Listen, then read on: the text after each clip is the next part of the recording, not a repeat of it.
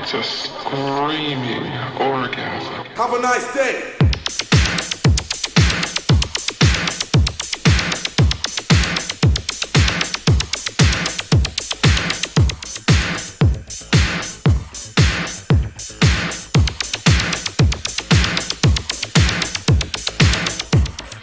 Have a nice day.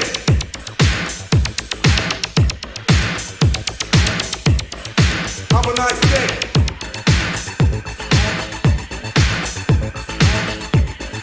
Have a nice day.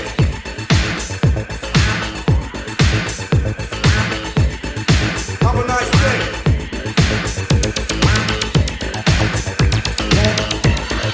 Have a nice day.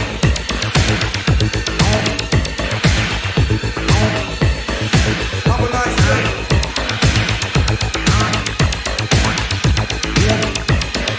Have a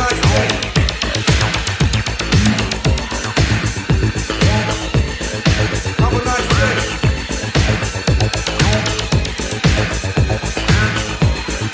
Have a nice day. It's a screaming orgasm. Have a nice day.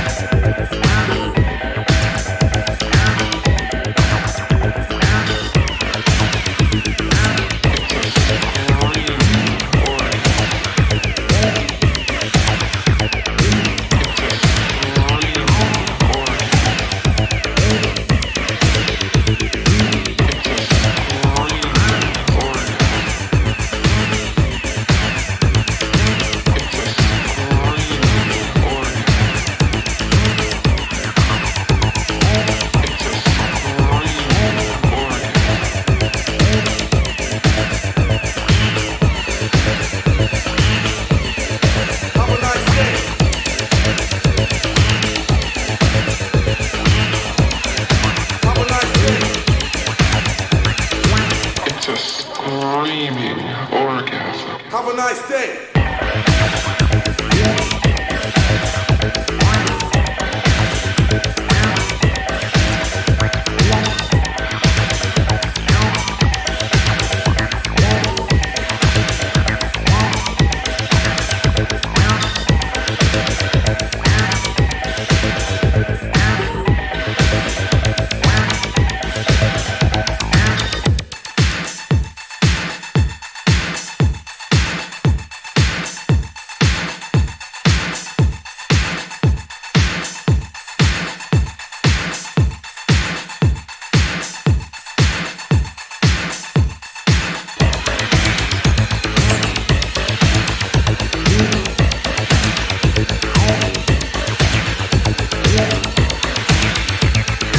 It's a screaming orgasm. Have a nice day.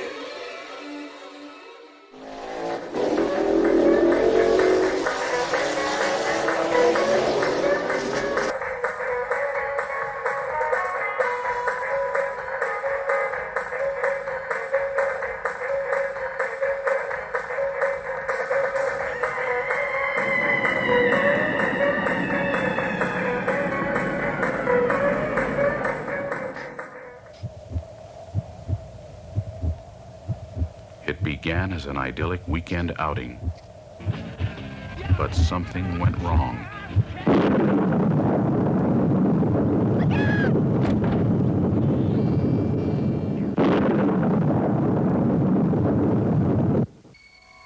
Stranded, alone, or are they?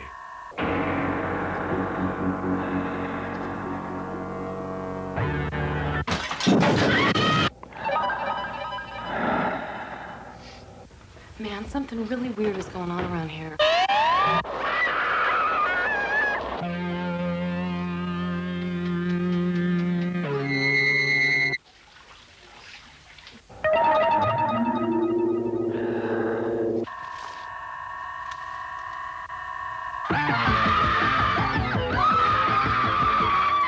Terry, what is the matter?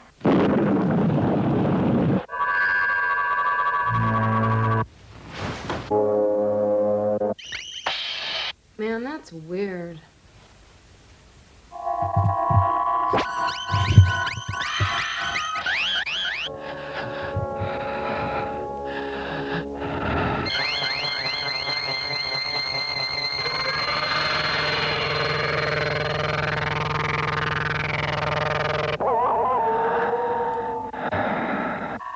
He tried to kill me!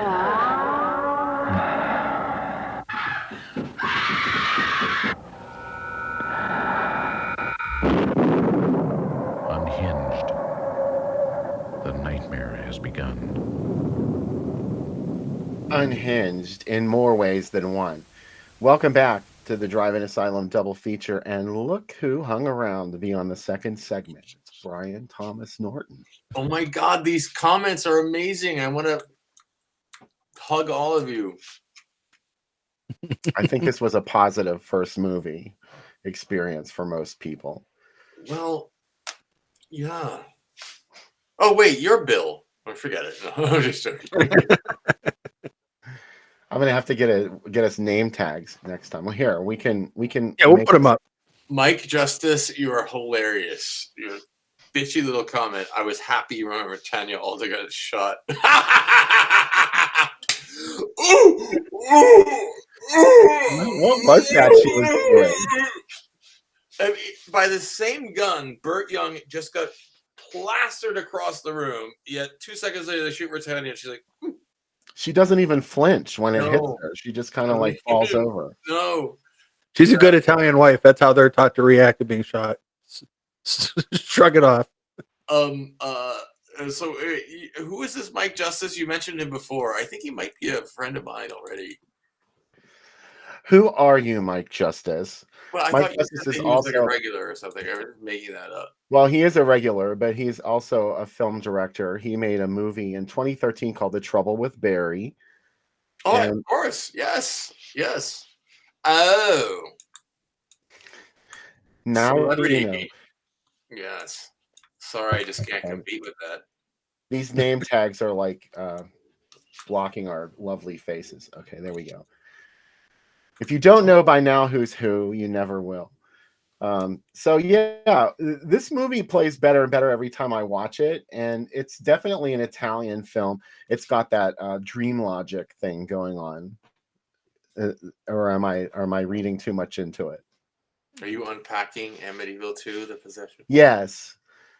Where's this coming from? What Why don't dimension is this movie? Why don't we being look at it through the gay, lesbian, and trans lens? I There'll went be to a way to Carolina. do it. We did that shit in the 90s. I mean, yeah, I'm just joking. I'm still reading these. Right, Sam. Who's Sam Panico? That's Panico? me. That's Well, me. that's you. Okay. Sorry. But 23, 24. What is that? Is that a moment in the movie? That Oh, I would be the didn't time that mention the it. comment came through. Oh, Yeah, yeah. Oh, duh. Sorry, I don't get out much. Military time. Somebody wrote something I found very interesting called Sean Midas mentioned Sonny's transformations are very much like those in The Beast Within. Sonny, I had a whole chapter that compares the two. It was a thing that lasted a year and a half. It was the year of the bladders, where the little balloons in there. And I had a hilarious interview with the editor of The Beast Within, where they ordered them to include everything. And they were balloons that said happy birthday. And literally a couple of shots in The Beast Within where they're stretching so much you can actually see a red and yellow balloon. That's why those transformation scenes goes on for so long. But 82, a bladder year. That's what my chapter is called, because Amityville 2 and Beast Within. Yep. Bladder is beautiful. Pulsating skin. Yes. The part where it swells up for the first time is a little disturbing, because the first time you see it anyway, because you don't really expect it. The arm, you said? No, his head. Oh yeah. It looks painful, but there's something about that that always makes me laugh. So, um, and I think this maybe piggybacks on something you said before about the way that we watch movies before. When they upgraded Amityville to like 4K or 2K or 1K or whatever, Amityville 2, it did it no favors because that's when you can see the prosthetics not matching the skin tone of like everything's like beigey, and then the real skin has a little bit of like redness or rosacea to it. So Yeah. you can literally see where the line. Have you ever seen the Friday the 13th on 4K? The girl who gets her throat slit. It's like a completely different color than the rest of her Didn't do it body. any favors. Yeah, it didn't do it any favors. So I think Amityville 2 belongs in that grindhouse shitty theater, you know, under the guise of Filmways or Orion. And also, someone else wrote something. It's Tracy Palma, the Bladders. Yep. Roger. Spasms had some great blotter work too. Spasms is all in my book. Death Bite. Death Bite, or just whiskey breath is what I call it. My God, he must have been amazing. Wouldn't you have loved to have a few drinks with him? That's not all I would like to have had with him. Yeah. Oliver Reed. We're talking about the same person, right? Yeah, you're talking about Oliver Reed. Yeah, whiskey breath. Have you ever seen some of the sad talk show appearances he did where he was really drunk and like falling over and like No. he said, "Oh, I've got a tattoo on my cock," you know, and they're like, "Censors." Yeah, I would have killed to have met him, but Dan says the transformation scene at the end was pure magic. That's nice. Daryl Rabadou says it was fun, but ... and color me curious. I want to know what that ... means. So, Daryl, please elaborate. but I love your friend who said I liked it when Britannia Alder got shot. I liked it when Britannia Alder got shot. Okay.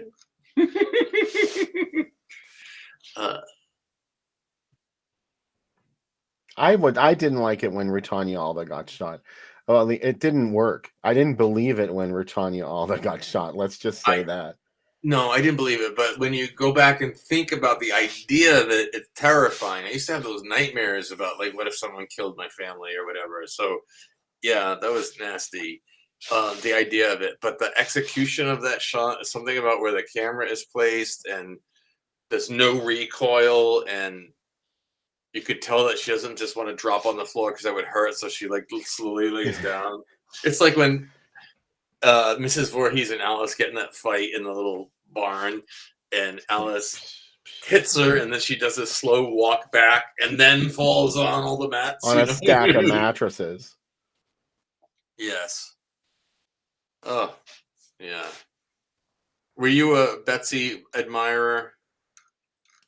Oh, I love Betsy Palmer. Bill does a really good impression of her. Oh my Lord. We had a very checkered past. I got to know her very well. But let me hear this imitation. Oh, now it's been all talked up, so it has to happen naturally. I really wish I would have met her because it seemed like you said earlier, I think, I can't remember if we were live, but she embraced that fan culture towards the end. And I remember that she was well known for appearing at conventions, and suddenly there were all these pictures of people with her online. So I really missed out by not meeting her. But then that went south where she would start going, "I'm not making enough money." I guess it was a Fangoria con, and there was this thing where people could buy like a gold pass or whatever, and a gold pass, it had to be explained to her, but they could get like a free picture or whatever. And the note never got to her, so she said, but it was a love-hate thing. It was one of those, she and I it got along so well when she wanted to do it. She's like, I don't know if I want to do it or whatever. And then Julie Corman, Roger's wife, had power to get anybody. And she says, what about Lee Grant? And I said, could you get Lee Grant? I told Betsy, I'll get Lee Grant. She's like, oh, Lee could do it. And then suddenly Betsy wanted to. But I knew it was going to be on the anniversary of Friday the 13th. And so anyway, when she got to the set, it just was one of those things where she decided to turn on me and make me into the fall guy.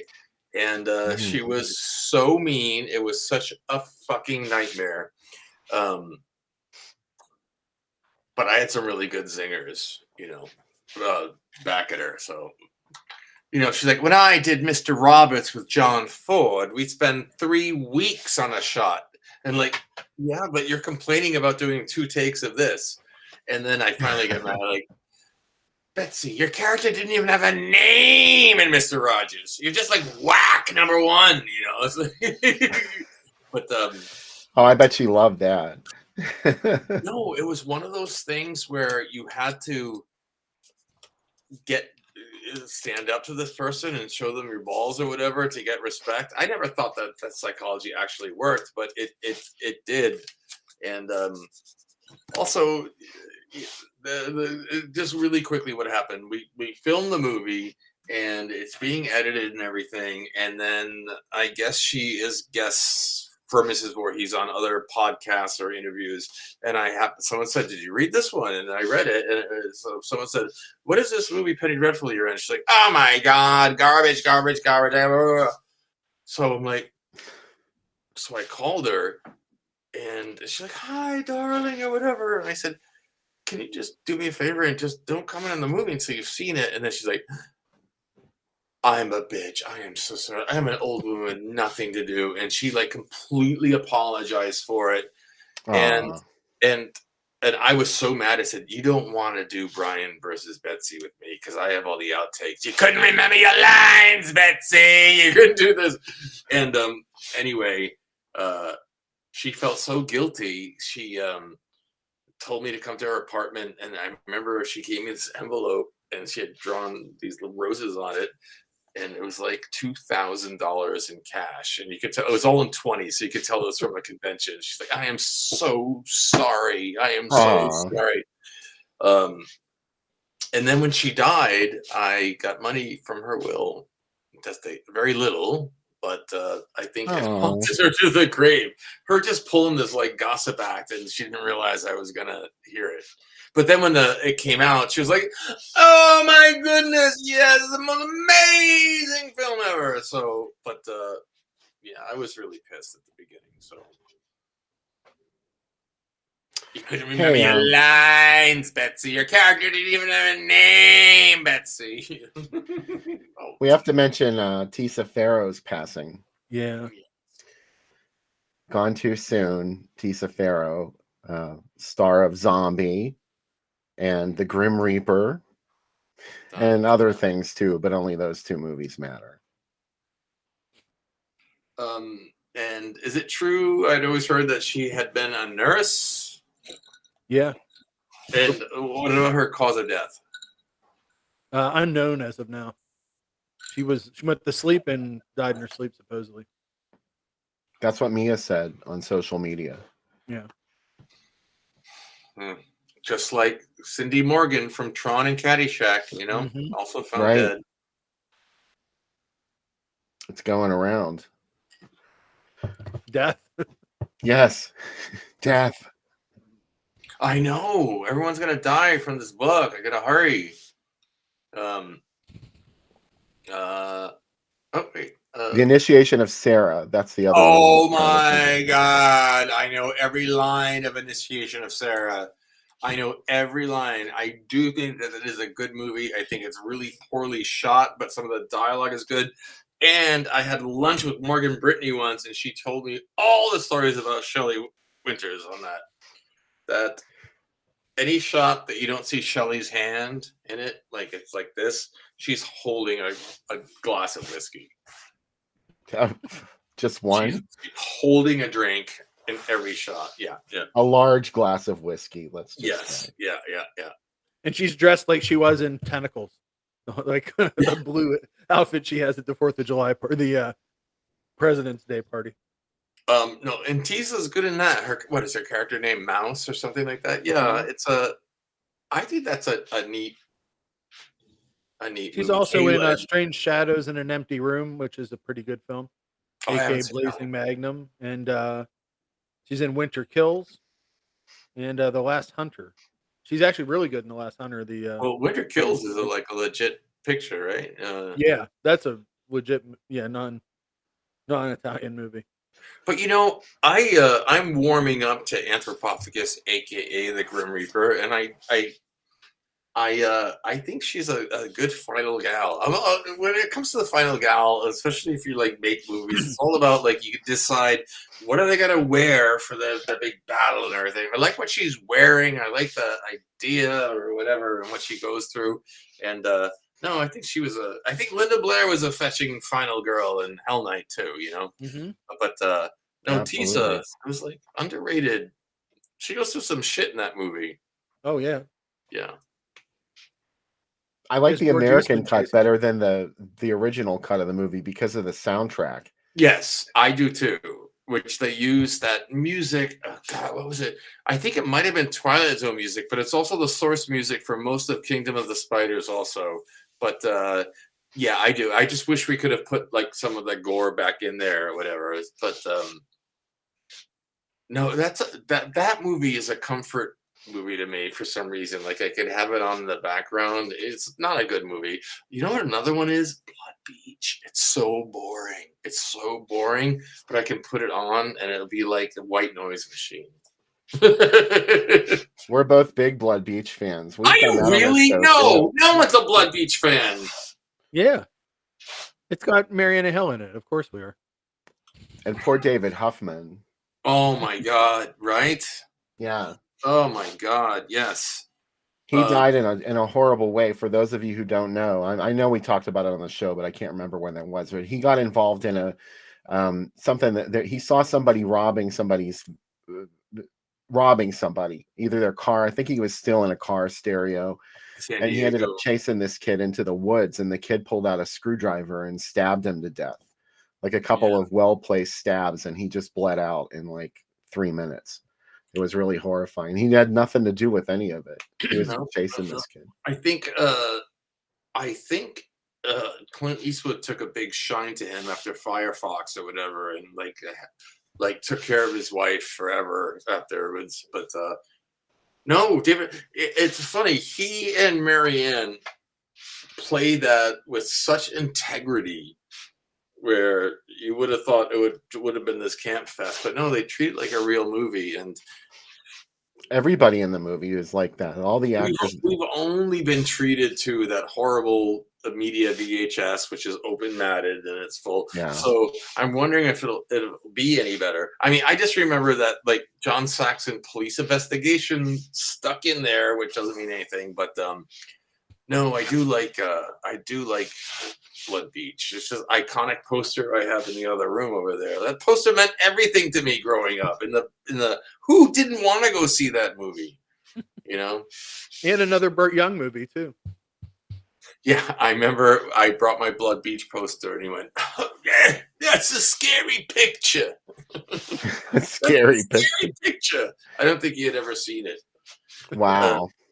But isn't it really funny that, I mean, that was at the age where they were doing sort of exploitation stuff with like an R rating, and that movie is very tame, Yeah, it didn't go too far over the top, and of course the monster didn't work, so it had its problems, but I do like it for what it is, and the fact that it's full of character actors, and they're just all just that is sort of the like thing. playing like Character actors, the weird boardwalk people, and it's got a decent Gil Millet score, and that is something that my friends who like Jeff or whatever who run the DVD companies, it's always been on their bucket list. Like someone has got to find out who has the rights to Blood Beach, because I would love to see it. Paul Workmeister said it's in the works as we speak. It's been picked up and restored, and that's Oh my God, if that is true, who is he?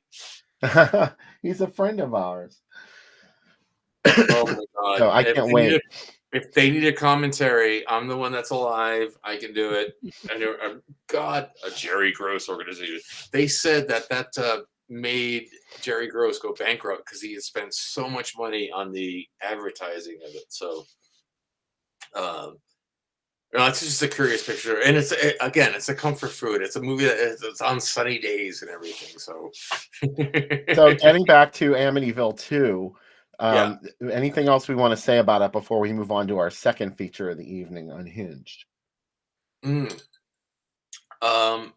Diane Franklin, it was fun, but well, I think most people will agree the movie sort of loses steam after Sonny gets captured, right? Then goes to jail, police investigation movie.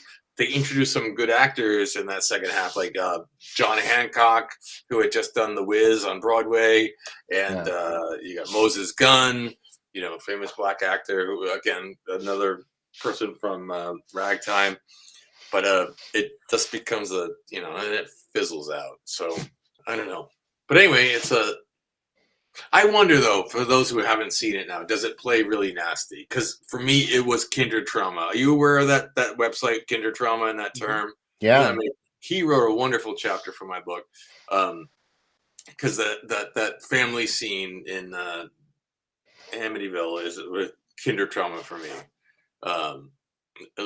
Some people like the robot lady in Superman 3 is kinder trauma, Anyway, wrote a The really robot lady. I love robot ladies. I know, but she scared a whole shitload of people, and so did what's another one that wasn't supposed to be scary?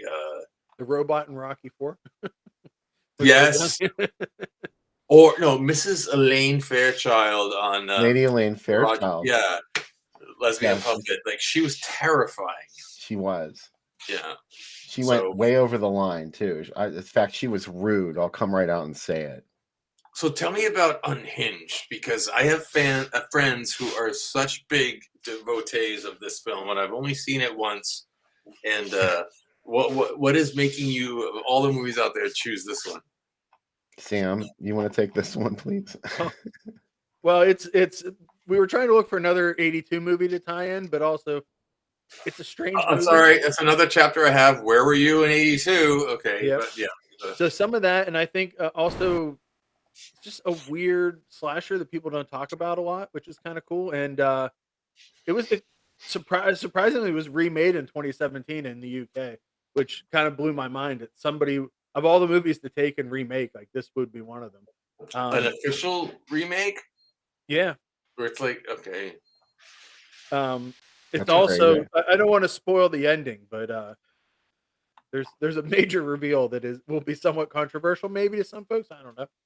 It was made in 19 days, and you can see the clapboard a lot of times in this movie. So it's not the best made movie. You can see it show up more than once. It's not like a boom mic, but you don't often see the clapboard have a supporting role.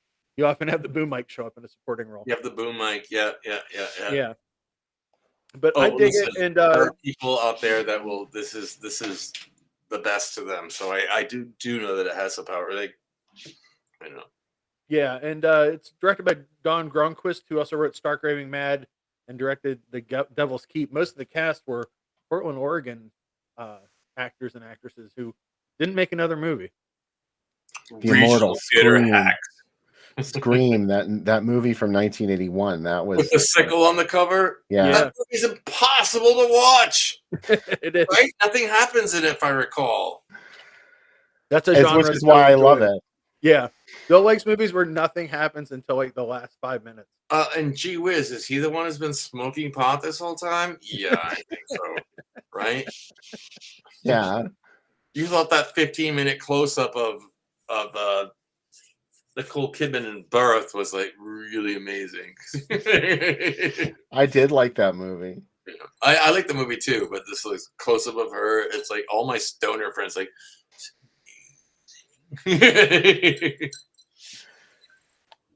But I love slashers, so like it's you get to a point when you've seen all of the ones, like what I mean, you start getting into this like what else is out there, like what did I miss? And Unhinged would be one that you track down at that point. Once you've seen Humongous and everything else and Fatal Games, this is no, I understand. Well, it has to go like, what did I miss? And that I've learned has to come through a recommendation. Hmm. Um, because if I've never heard of it, then it's probably really, really bad. So Yeah. It's super yeah, obscure. It never got a theatrical release. If it did, I mean, IMDb lists a release date in October of 1982, but you know, who knows? That could have been a theater that the Don Gronquist rented out to show the movie, and I couldn't find any ads for it, so there's no ad gallery to look at. I remember really cheap looking ads. I don't know if they were on the DVD or like stock footage of like a skeleton with a sickle or something like that. I don't know, but That sounds like the ad for Savage Weekend. oh well, I also mix up Savage Weekend and the Unhinged quite a bit because they remind me of each other. Savage Weekend, the Unhinged, and this one other one, the Nesting, all go in the same group. Yeah. Oh, love the nesting. We've done that Oh, on the show too. did you really? Yeah. Gloria Graham. Oh my god, all of her late horror movies are just stellar. All of what? Her late horror movies that she Oh, yeah. played in her career when You no got one them on else the would way up hire or the her way down. Yeah. because she had that creepy relationship with her stepson. Oh, I'd see that I didn't know about. Oh yeah. Well, she was married and she had an affair with her 14-year-old stepson, and her husband left her, and then years later she married the stepson. This is so Amityville too. Yeah. There. Gloria Graham story. Yeah, Yeah. what you know, Who the are, heart. who are some other once dignified actors who ended up slumming it in a slasher movie? Well, Well, there was Farley Granger, and there was I think Virginia Mayo did something really bad, like in 1972 or something. Louise Lasser. What the hell? Does she Mary even Hart. know what she's in her own movie in that movie? Yeah. Louise Lasser. Once great, reduced to doing Blood Rage. Well, she's also in like Frankenhooker or something like that. So, yeah, Blood Rage. Oh my God, what? Seriously, there are so many other ones that have. Well, Joan would be too easy of a target. I was talking more about like the 1980s, but yeah, Joan Yeah, me too. really Yeah. took a dive at the end of her career. She wanted to work so bad, you know, even after Trog. The last thing she did theatrically was Trog, but then she was on an episode of The Sixth Sense with Gary I Collins. know that episode. Yes. And yeah, it was actually really good. Dear Joan, we're going to scare you to death.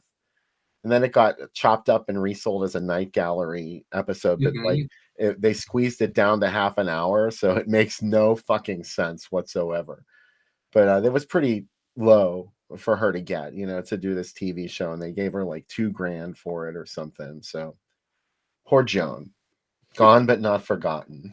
Well, according to Mommy Dearest, she's so destitute at the end. She's on a cheap mattress on the floor. She had money when she died. There was an estate, and Kathy and Cindy got all the money. Of Well, course, they're not even in the movie, right? they don't exist according to the film version of Mommy Dearest. But anyway, yeah. So this, you know, this is a video nasty Unhinged, and Yeah. what was the problem with these people? These Well- UK censors cutting all this shit out of the movies, and then you watch it, and this movie really, there's one bloody death in it. And Here's the thing with the video nasties. It's been told that sometimes it was a mix-up of two movies similar with a similar title. Funhouse is that's the reason for Funhouse Yes, being on it. Visiting Hours is that way. But Unhinged, definitely there had to be some sort of mix-up that movie wound up on the video nasties list because it doesn't deserve to be there. But I had no idea how just unmanned that whole list was. It was like Yeah. it was a sloppy list. Like you said, the Funhouse or other movies that has similar title, like Night School is on there. I mean, Yeah. it's like that would have benefited from some really over the top gore. right. I wish it did. I wish it had makeup effects. Also, whenever whenever someone is about to get killed, it suddenly starts to get dubbed like an Italian movie with the same voice. Like, what are you doing? Like, why? I mean, where did the synchronous sound go? I thought of somebody else that's a big actor that was in a slasher. Glenn Ford's in Happy Birthday to Me. Oh my God, Glenn Ford. Yes. Yeah. Yeah. And someone Have you mentioned heard- Neville Brand being in Eaten Alive and Rory Yep. Calhoun in Motel Hell. Those are two other good picks. Thanks, Lee. Absolutely. Yeah. There's these amazing stories about Glenn Ford on the set of Happy Birthday to Me and freaking out. You heard of these about like him punching the AD and all that stuff. So No. yeah, well, I'll tell you later. Teasing our audience like that. Yeah. Do you know who I'm going to see soon? Is an old friend of mine who sort of disappeared. And she's been going out of our lives for like 10 years. I didn't know if she had like a breakdown or whatever, but we finally reconnected with her. Her name's Robin Sherwood. Mm. Do you remember her? She has a horrible death in Death Wish 2. She jumps out of a window and is impaled. Yeah. Oh, yeah. But she's also in Tourist Trap. She's got that amazing death scene in there, and, and a couple other genre movies. She's in Blowout. I found her. She's up in Bronxville, and she's like, "Oh my God, let's get together." But Robin Sherwood is for the viewers of your channel. She was something. So I love Tourist Trap. Alan Oh, Blank yeah. brought up the Fan with Lauren Bacall is another slasher with somebody famous. We spent a lot of time talking about that off camera. That is such a curious movie to me.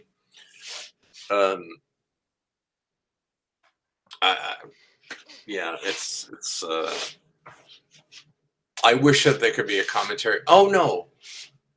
Again, I have some friends who get hired to do commentaries now, but all they do are snarky ones where like really interesting things are happening in the movie that we know production stuff about, but they're just so titillated that it's got a gay following that all they do is make gay camp jokes for the whole thing. And I think The Fan was ruined by one of those where it wasn't necessarily about what was going on screen or a particular thing. And, oh my God, I got so mad. The fact that it's a gay movie isn't enough to hang a commentary on. So, I don't know. They did that with 10 to Midnight. Remember Yeah. that one? I did. It's all these like amazing things like Kelly Preston before she was famous as Kelly Pauls is, or the girl that gets killed in the shower is Ola Ray from the Thriller video. None of that is mentioned. All it's because we get to see the guy's bush. That's the only thing that's talked about. So, Oh, once great actors going into horror movies, Lauren Tewes. one of my all-time favorites. Yep. In Eyes of a Stranger. Yeah, and so I had always heard that the Love Boat scandal was the cocaine on Love Boat, but apparently it was her behavior on that movie because that was her big thing to get her off of Love Boat, and there was a big problem there. So that was one of the instigators of it, that movie. So, yeah, and the stories, I don't know if you were ever a party person, but as someone who's indulged in college a few years ago when I graduated, the legends, because my friend plays the male lead in that. He's got the nothing role of like her boyfriend David, the architect. But his stories about like how much cocaine was there, and just we have to remember how famous she was. Apparently, she was so famous, which I don't remember. Like overseas, she was a god. But so you got beautiful blonde Lauren Tewes at the height of her fame going to Miami, and everyone is like, ah, and everyone just wants to give her all free drugs. And I guess she was so famous on Love Boat that she thought she could go on a 3-day bender and not show up for work, you know? So, yeah. But the stories are just fantastic. So, and I would love to talk to her about that movie. Mm-hmm. Also, any glass that made your French toast perfect. Perfect. Thank you. Joe, make food. Cafe Himbo, go make some food. Oh, you have catering by Cafe Himbo. That's amazing. know. Why, see, you have a better set than either of us. Yeah. Yeah. Well, Well, I'm one of you guys now. So, so is Unhinged playing? Not yet. No, no, we're still live. Okay, good. So we should look at some ads, but like I said, this movie did not play theatrically. So I pulled out some stuff from 1982 that we could look at, just so we could see what else was buzzing around. Unbelievable. 82. Don't Go in the Woods, I think, was the current one. Yep. And New Year's Evil and Death House, which is actually Silent Night, Bloody Night. Cannon's reissue of that in 1981. Those were still hanging around, but I think Don't Go in the Woods there were some theaters that played in 1981, and then it got another reissue in 1982. You know, New Year's Evil is something I wish I could get through. I can't. No. It's just cheap looking and it's like full of punk rock music. I don't like it. It's funny that there's 2 Cannon movies playing with a non-Cannon movie in this. Yeah. pickup. Is it a secret Cannon movie? No, it's not a secret Cannon. No, it wasn't even released by Cannon Home Video or HBO Home Video. Well, Schizoid is also Canon, right? Yeah. Oh, yeah. That's why I'm shocked. Like Schizoid wasn't playing. Would have been because Cannon didn't do a ton of horror outside of Chainsaw 2 and the Toby Hooper stuff. I've tried to watch Schizoid and it's really boring and really cheap. But then I saw Siskel and Ebert's review of it where they talk about just what amazing filmmaking it is. They still give it a bad review, but they say it's a very well made, constructed thriller. Right. I like it, but I also like Klaus Kinski a lot. So I think it's the ridiculousness of Kinski Yeah. still being a sex symbol at that point. That's probably what I like about it. And of course, Donna Wilkes from Jaws too. Hey. Yeah. Yeah.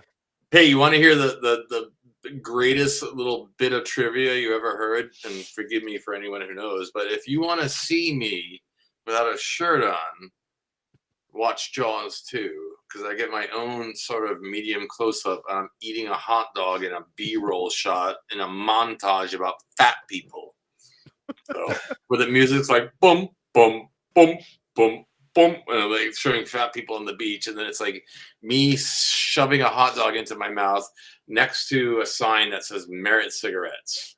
So Wow. yeah. Well, it sounds like they could have meant it in a demeaning way, but you know that I'm gonna love it. So, Or is it? Yeah, it's even in the trailer. In the trailer, they use different footage, so like I'm putting mustard on it. So anyway, check that out. It gets me laid. Oh, Wow. oh what my a God. Weird Okay. double feature here. Okay, don't get me that's pretty started. amazing. Death Trap. I just watched it the other day on TCM. I love Death Trap. Now, Wolfen has this rabid fan base now where everyone's calling it a smart movie. And if you didn't like it, you were stupid. I hate Wolfen. More Native American cliches. But Thanks, Whitley Strieber. I told you the guy who did the spy for Orion on Amityville 2, but his stories about Wolfen were even crazier. Yeah. One can only imagine. Death Trap, though, is pretty amazing, and I love Diane Cannon in it. Like she's not in most of the film actually, but spoiler alert. But she really, I love how she screams at the most innocuous things. So they really have to try and set up why he would want to kill his wife. Yeah, and they set it up really nice. And actually, speaking of Death Trap, they filmed that amazing windmill house up at the end of the Metro North, and I think Robert Downey Jr. owns it. But the inside, the production designer was George Tatia, who went on to do Amityville 2. So anyway, there we go. Yeah, full circle. There's another one from 1982, of course. But look at that Midnight feature. Yeah. I've never even heard of that. Last House on Massacre Street. That's a movie that we know and love, Sam Panico. What? It's a retitle of a movie from 1973. Okay, wait. Give me just a hint. No. There's a severed chicken head in it. Oh, what is it? Oh, The Bride. Yes. The Bride, yes. It is a reissued midnight horror show. I have a lobby card set of this movie I've never heard of, but yes. Wow, that's The Bride. crazy. That's starring like soap 8 star years Robin after. Strasser. Yeah, Chris Fizenek got it. Matt Koger, I'm a kind of a sucker for werewolf movies. Well, prove it. Hey, Dan says, I remember that hot dog. Yeah. See, you Oh, already have fans in from the the chat. movie, Dan. Hey, Dan, send me a message. Bill, this Cat- cat people ad is scary as Jaws with paws. I don't know about that. What? I like that. What I a like lame cat people, ass but tagline. yeah, I like cat people, but I don't like it that much. No, you can That's a imagine if critical Paul quote. Schrader saw that tagline, he would have died. That's a critic quote, not a tagline. Jack I mean, a Kroll from critic quote, Newsweek. yeah. Yeah, it's Jack King from Newsweek. Jack Kroll. Jack Kroll. Okay, I can't read. I'm old. My eyes are going. Pinky But, Tuscadero. Yes, Daryl Robidoux. Pinky Tuscadero in New Year's Evil. Roz Kelly. Poor Roz Kelly. Matt Cohen, my That friend poor calls it kid ending Wolfen. up like that. Here's another 82 gem. Where were you in Pre-show. 82? Oh, Look, this is the Pittsburgh ad, Sam. I Fulton know it's Theater at Midnight downtown. Cinema. That's Can I how make we a were. confession? What's that? You hate Well, it. we all heard that overseas they ended up chopping off one of the segments. It was the Jody Verrill one. And I think that might be a good idea. If you try to watch this movie all at once, it's just so overwhelming because it starts and stops. I think it's too many stories. It feels like you've been in the theater for days. So cutting one of them out, I think, helps. It feels way longer than it needs to be. Way longer. Yeah, but it's a really long movie. This ad is beautiful though, especially the hand drawn artwork, and I like that they got it and filmed on location in Pittsburgh in the ad. That's important. Somewhere, I guess. In Yeah. a couple places. Yeah, they filmed it down there on Carnegie Mellon. Down there at CMU. Oh, Down wait. near CMU. So did they film Monkey Shines there too? Yeah. Yeah. Yeah, that was filmed in Pittsburgh too. And Two Evil Eyes, of course. was Joe filmed here. loves Two Evil Eyes. I've never been a fan of Two Evil Eyes, but we did talk to Sally Kirkland quite a bit about it. Not far from where Bill used to live. A lot of that was shot. Oh, okay. I adore this silly movie. And there is one, Slumber Party Massacre 3, which is rarely seen or talked about. It's actually really good if you can track it down. Bill got to see the second one at the drive-in with me, and I was just waiting for him to see it because he had never seen it, and he was like, "This movie's really fucking weird." It's great. I loved it. No, it was weird. It's like that. You could tell that they were ripping off kind of Nightmare on Elm Street at the time, and Yeah. Like, what and- if we got an Andrew Dice Clay kind of character to play guitar in Kill Girls? Do you know when they were casting that movie, or even when they were filming it on the slate, it wasn't called Slumber Party Massacre 2 because they thought that was going to deter people. But what was it called? Like something about dreams or whatever. Oh, Trick or Treat. What a shitty movie that is. Have you seen it? It's about when Halloween nights stop being fun. Yeah, I've seen it. With the 38-year-old babysitter. And I didn't realize this, but Carrie Snodgrass, who plays a part in this, they shot the entire movie at her house. And look really close. The feature at the drive-ins was Dead and Buried. So another great 1982. Well, that was the 81. Sorry. Yeah. Trick or Treats was definitely 1982, though. Yeah. Oh my God! I'm sorry. I'm gonna have to look at my little list here because I think I have that page printed out. 82 was the go-to movie, and we wrote a whole chapter on it. So, anyway, please go ahead. I'm gonna find it. Class of 82. Look at that. Oh, and Chip did such a nice montage. Class of 82. When we talked about how hard. Well, it depends on where the movie was, but like I called Visiting Hours 82 because it came out here, but I think it might have been 81. But Death Valley. Oh, Death Valley. Does anyone remember Death Valley? Sure do. So odd. I interviewed Dana Kaproff, the composer, about that. Hospital Massacre, a X-Ray. We have The Sender. humongous. Madman, Boogeyman, I noticed in your montage at the beginning, the Incubus. It's that girl with the bad acne in the bathroom.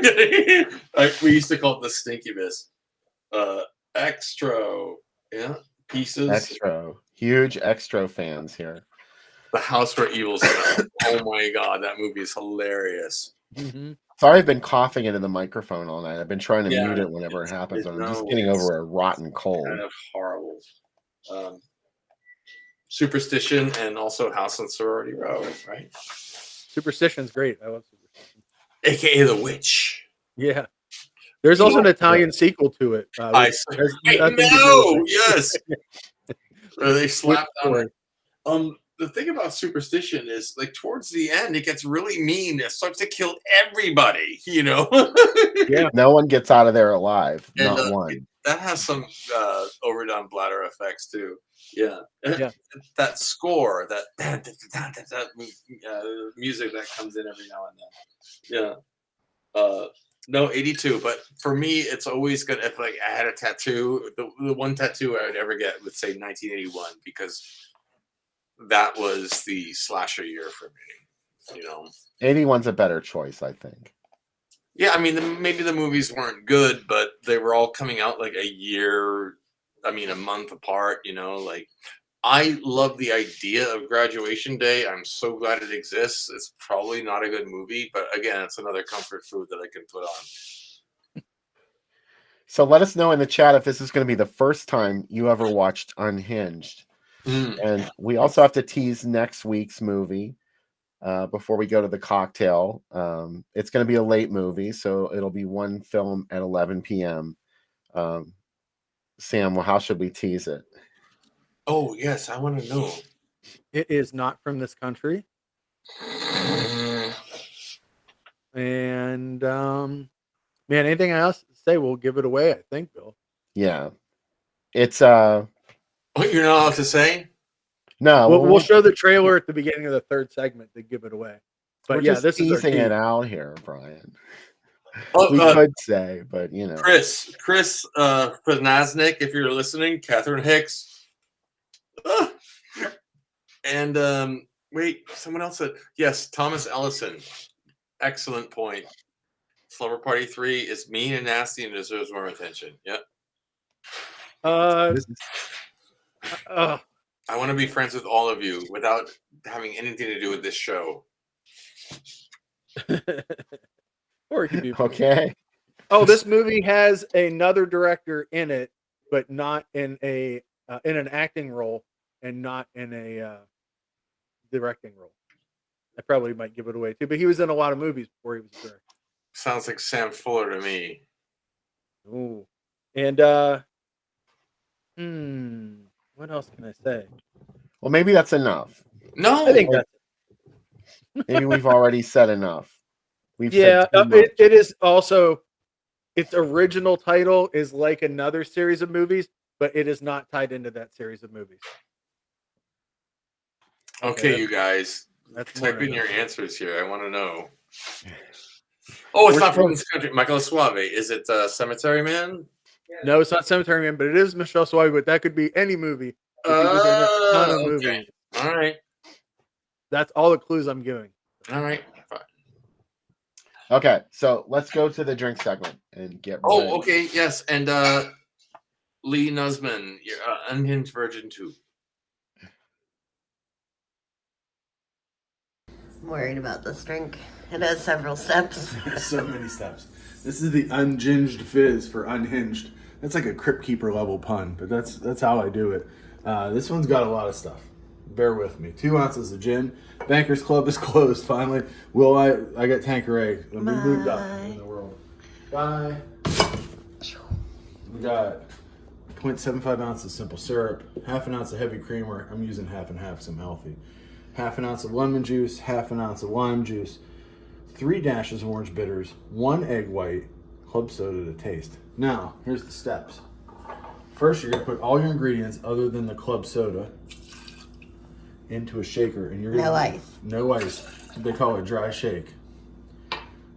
Would I dare to say it's like dry humping? No, I wouldn't say that. It's a dry shake. Let's take our minds out of the gutter. 1, 3. 1, 2, 3 dry shakes. All right, you're gonna dry shake this for 10 seconds. Put a timer up on the clock, please. We don't have 1, 2, 3, 4, 5. Hold on. 5.5, 6, 7, 8, 9, 10. All right. Now, you're gonna do an ice shake or a wet shake or whatever you want to call it. A cold shake. Cold shake. Put some ice in there. This time, you're gonna make sure they're Sealed. All right. 15 seconds. 1, 2, 3, 4, 5, 6, 7, 8, 9, 10, 11, 12, 13, 14, 15. You do one of these. All right. Now, you're going to strain this into your glass. Mm-hmm. Oh.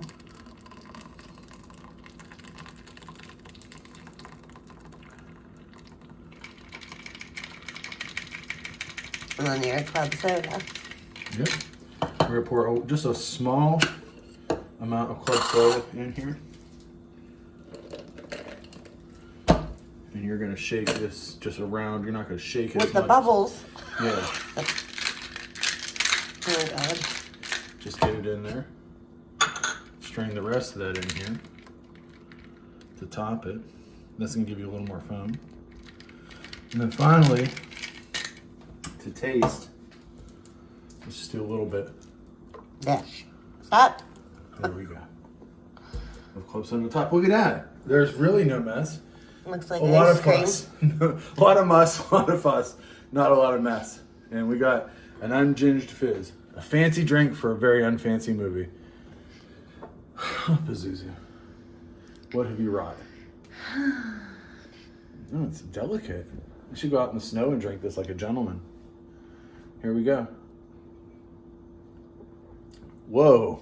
I was completely unprepared. This is like a sorbet that we've made together. Mm-hmm. All of us have made together. Enjoy the second movie. Talk to you soon. Pazuzu. Okay.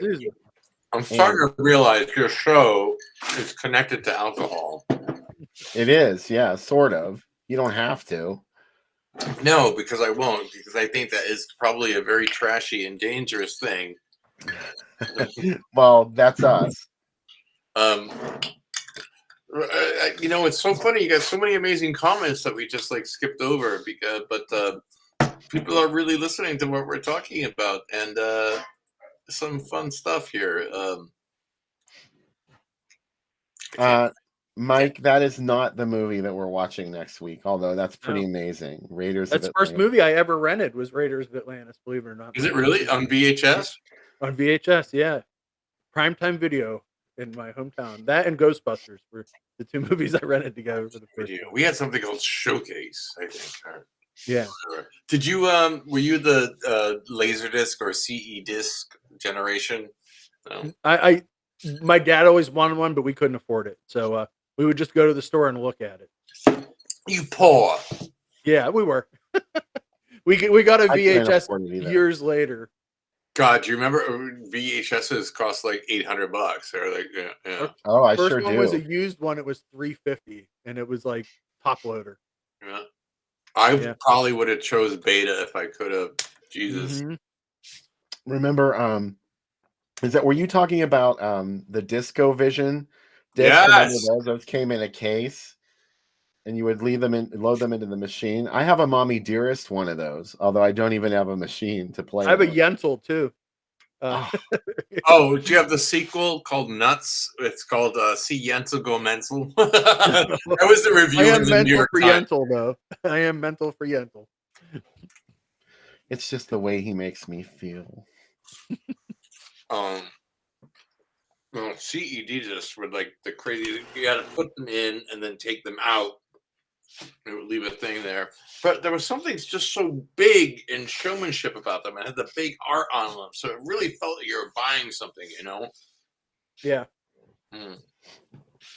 So, Unhinged from 1982. The link is on the Groovy Doom Facebook page, or you can just go to YouTube and type in Unhinged 1982.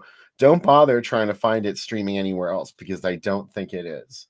So, It is not. do you think people are going to get triggered and write it in the comments? Because I might stick around for that.